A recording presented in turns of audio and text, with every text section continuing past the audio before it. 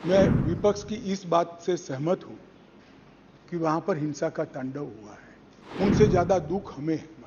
ये जो घटना हुई है वो शर्मनाक है। उस घटना पर राजनीति करना इससे भी ज्यादा शर्मनाक है। मैंने पत्र लिखकर अध्यक्ष जी से मांग की थी कि मैं चर्चा के लिए तैयार हूं, इसमें समय मर्यादा मत बनाइए। मान्यवर, अब मैं इस सदन में मणिपुर की बात करना चाहता हूं। मान्यवर, मणिपुर में जो हिंसक घटनाएं हुई है वो क्यों हुई है, क्या स्थिति है और इससे निपटने के लिए हमने क्या कुछ किया है, इसकी डिटेल बात मैं अभी करूंगा। परंतु मैं विपक्ष की इस बात से सहमत हूं कि वहां पर हिंसा का तांडव हुआ है और इस हिंसा के तांडव से कोई सहमत नहीं हो सकता। मान्यवर, हम भी सहमत नहीं हैं। उनसे ज्यादा दुख हमें है मान्यवर, परंतु ये परिस्थिति जन्य है। मैं बताना चाहता हूं, इसी घटनाओं का कोई समर्थन नहीं कर सकता। समाज के नाते हमें शर्म आई, इस प्रकार की घटनाएं वहां हुई है, इससे कोई इनकार नहीं। परंतु ये जो घटना हुई है वो शर्मनाक है। उस घटना पर राजनीति करना इससे भी ज्यादा शर्मनाक है। मान्यवर,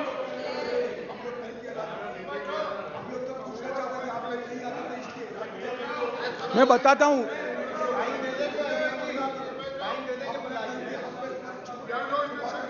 ओके, प्लीज। ये गलती आपकी है। अरे यार, आपके टाइम में बोलना पड़ेगा। मेरे टाइम में सारे इल्जाम, प्लीज गलती आपकी है। हम तो सवाल पूछने वाला है और आप हमारे ऊपर दोबारा इल्जाम थोपने की कोशिश कर रहे हैं। सियासत तो आप कर रहे हैं, हम कहां सियासत किए। प्रधानमंत्री गए नहीं, प्रधानमंत्री जी की उपस्थिति।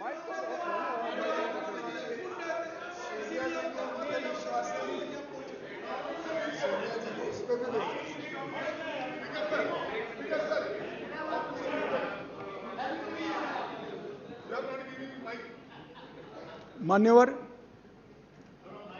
एक भ्रांति देश भर की जनता के सामने फैलाई गई है कि यह सरकार मणिपुर पर चर्चा के लिए तैयार नहीं है। मैं आज भरे सदन के अंदर आपके माध्यम से सदन को बताना चाहता हूं कि सदन आहूत भी नहीं हुआ था। मैंने पत्र लिखकर अध्यक्ष जी से मांग की थी कि मैं चर्चा के लिए तैयार हूं, इसमें समय मर्यादा मत बनाइए। प्लीज बैठो बैठो बैठो प्लीज प्लीज प्लीज प्लीज। मान्यवर, मैं डे 1 से चर्चा के लिए तैयार था, मगर वो चर्चा नहीं चाहते, उनको विरोध करना था। और मैं कहना चाहता हूं, मेरी चर्चा से संतुष्ट न होते तो फिर कहते प्रधानमंत्री करें, प्रधानमंत्री विचार भी करते, मगर आप सदन में चर्चा ही न होने दो। मणिपुर जैसे महत्वपूर्ण मुद्दे पर गृह मंत्री को अपना पक्ष न रखने दे। किस प्रकार की डेमोक्रेटिक व्यवस्था चाहते हैं माननीय? और क्या आप सोचते हो कि शोर शराबा कर आप मुझे चुप कर दोगे? आप चुप नहीं कर सकते हो। 130 करोड़ की जनता ने हमें चुनकर यहां भेजा है, हमें सुनना पड़ेगा। आप चुप नहीं कर सकते हो। मान्यवर, मैं आज बताना चाहता हूं और बड़ी संवेदना के साथ आपके माध्यम से इस देश के 130 करोड़ लोगों के सामने मणिपुर की हालिया हिंसा क्यों हुई है और क्या चल रहा है और सरकार ने क्या उपाय किए, ये भी बताना चाहता हूं।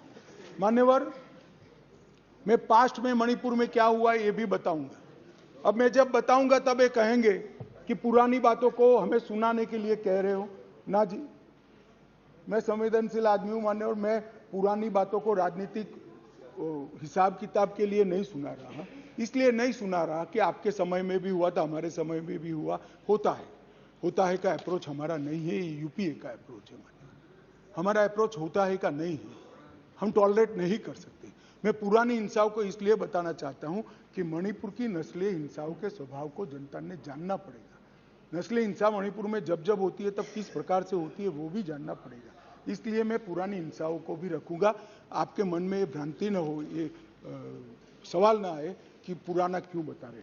मान्यवर 6 साल से करीब 6.5 साल से मणिपुर में भारतीय जनता पार्टी की सरकार है। मणिपुर में भारतीय जनता पार्टी सरकार बनी तब से 3 मई तक एक भी दिन कर्फ्यू नहीं डालना पड़ा। मैं मेरी बात आग्रह के साथ कहना चाहता हूं। मणिपुर में भारतीय जनता पार्टी की सरकार के 6 साल पूरे हुए। 6 साल में मणिपुर में एक भी दिन कर्फ्यू नहीं डालना पड़ा। मणिपुर के अंदर एक भी दिन बंद नहीं रहा। मणिपुर के अंदर एक भी दिन ब्लॉकेड नहीं हुआ और उग्रवादी हिंसा लगभग समाप्त हो गई। ये 6 साल का भारतीय जनता पार्टी के शासन का इतिहास था। 2021 में हमारे देश की पड़ोस में म्यांमार में सत्ता परिवर्तन हुआ और म्यांमार में वहां पर मिलिट्री का शासन आया, डेमोक्रेटिक सरकार गिर गई और वहां पर एक कुकी डेमोक्रेटिक फ्रंट है, इसने लोकतंत्र के लिए आंदोलन चालू करा। जब कुकी डेमोक्रेटिक फ्रंट ने लोकतंत्र के लिए आंदोलन चालू करा, वहां की मिलिट्री शासन ने इन पर कड़ाई करना शुरू की, दबिश बनाना शुरू की और चूंकि म्यांमार की बॉर्डर फ्री बॉर्डर है मान्यवर, वहां फेंसिंग नहीं है और आज से नहीं, आजाद हुए तब से नहीं है, फेंसिंग नहीं है, तो बहुत बड़ी मात्रा में मिजोरम और मणिपुर के अंदर कुकी भाइयों का वहां शरणार्थी नाते यहां आना शुरू हुआ। मैं इसलिए कहना चाहता हूं मान्यवर क्योंकि उनका झगड़ा मणिपुर की मिलिट्री से था और दबिश शुरू हुई इसलिए आया। अरे म्यांमार की मिलिट्री से था और दबिश शुरू हुई इसलिए वो यहां पर आए। मान्यवर हजारों की संख्या में कुकीज आदिवासी भाई यहां आना शुरू हो गए और परिवार बसने लगे। कहां बसेंगे? तो जंगल में बसने लगे और एक प्रकार से मणिपुर के बाकी हिस्सों में एक असुरक्षा की भावना हुई कि हमारी जनसांख्यिकी बदल जाएगी। हमने उसको देखा। उसी वक्त मान्यवर हमने गृह मंत्रालय में 2022 में निर्णय किया कि अब ये बॉर्डर को खुला नहीं कर सकते, बॉर्डर बनानी पड़ेगी, फेंसिंग करनी पड़ेगी। हमने 10 किलोमीटर फेंसिंग पूरी कर दी है, 60 किलोमीटर का काम चालू है और 600 किलोमीटर का सर्वे चालू है। आपने 2014 तक कभी फेंसिंग नहीं की। हमने दूरंदेशी से 30 में दंगे हुए, 21 में ही फेंसिंग का काम शुरू कर दिया था। 10 किलोमीटर ट्रायल फेंसिंग बन चुकी है, 60 किलोमीटर का काम चालू है और 600 किलोमीटर का सर्वे बाकी, जिससे ये घुसपैठ को रोका जा सके। फिर एक अनरेस्ट खड़ा होने लगा क्योंकि वहां जनसांख्यिकी बहुत निर्णायक होती है मान्यवर। घाटी में कुकी भाई रहते हैं, पहाड़ पर ट्राइबल भाई रहते हैं, तो उनके घाटी में मतई रहते हैं और पहाड़ पर कुकी और नागा ट्राइबल भाई रहते हैं। तो एक जनसांख्यिकी के बदलाव का बड़ा दबाव रहता है कि हमारी संख्या, हम अल्पमत में आ जाएंगे। तो इसके लिए हमने लगभग जनवरी महीने से हमने वहां पर जितने भी शरणार्थी आए थे उनको एक परिचय पत्रक देने की शुरुआत की। उनका थंब इंप्रेशन लिया, आई इंप्रेशन लिया और थंब इंप्रेशन और आई इंप्रेशन को वोटर लिस्ट और आधार कार्ड के नेगेटिव लिस्ट में डालने का काम किया। ऐसा नहीं है मान्यवर कि यहाँ गृह मंत्रालय के कंट्रोल रूम में कोई आंख मूंद कर हुआ। 2023 में दंगा हुआ, 21 में हमने फेंसिंग चालू करी, 22 में हमने फेंसिंग चालू करी और 23 की शुरुआत में हमने थंब इंप्रेशन और आई इंप्रेशन लेने की शुरुआत की और उसको भारत के वोटर लिस्ट और आधार के नेगेटिव लिस्ट में डालने की। फिर भी ये जिस प्रकार से संख्या बढ़ती गई, एक असुरक्षा की भावना मतई लोगों में फैलती गई मान्यवर।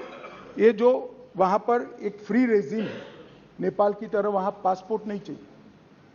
अब ये मत कहना है कि हमने क्यों नहीं करा, 1968 से करा हुआ है भाई। 1968 से एक समझौता है भारत और ब्रह्मदेश की सरकारों के बीच में कि बॉर्डर के 40 किलोमीटर से जो अंदर आएगा या यहां से 40 किलोमीटर से आ जाए उसको पासपोर्ट नहीं चाहिए। ये समझौता है, किसी को रोकना भी असंभव था। और इतने हजारों किलोमीटर की बॉर्डर में बाढ़ भी नहीं लगी थी, फेंसिंग भी नहीं थी, तो संख्या बढ़ती गई और असुरक्षा बढ़ती गई। इतने में एक अफवाह फैल गई 29 तारीख अप्रैल को कि 58 ये वसाहतें जो थी शरणार्थियों की, उसको गांव घोषित कर दिया गया। अब गांव घोषित करने की अफवाह से ही घाटी में बहुत बड़ा अनरेस्ट शुरू हुआ मान्यवर, और वो अनरेस्ट को भी हमने माइक वाली जीपे चलाई, बताया गया कि भाई कोई गांव घोषित नहीं हुआ है, मगर अफवाहें जब फैलती है तब फैलती है अविश्वास का वातावरण। और घोषित जंगल गांव घोषित किया, जंगल गांव घोषित कर, जो वसाहतें थी उसको, तो उनको लगा है परमानेंट अब यही बस जाएंगे, तो एक अनरेस्ट खड़ा हुआ। उसके बाद में आग में तेल डालने का काम हाईकोर्ट मणिपुर के अप्रैल महीने में आए हुए एक फैसले ने कहा, जिसने सालों से पड़ी हुई एक लंबित पिटीशन को अचानक चलाया। अचानक चलाकर ना भारत सरकार के ट्राइबल आयोग को शपथ पत्र लिया, ना भारत सरकार के ट्राइबल डिपार्टमेंट का लिया, ना भारत सरकार के गृह मंत्रालय का लिया, ना मणिपुर सरकार का लिया, और अचानक ही कह दिया कि 29 अप्रैल के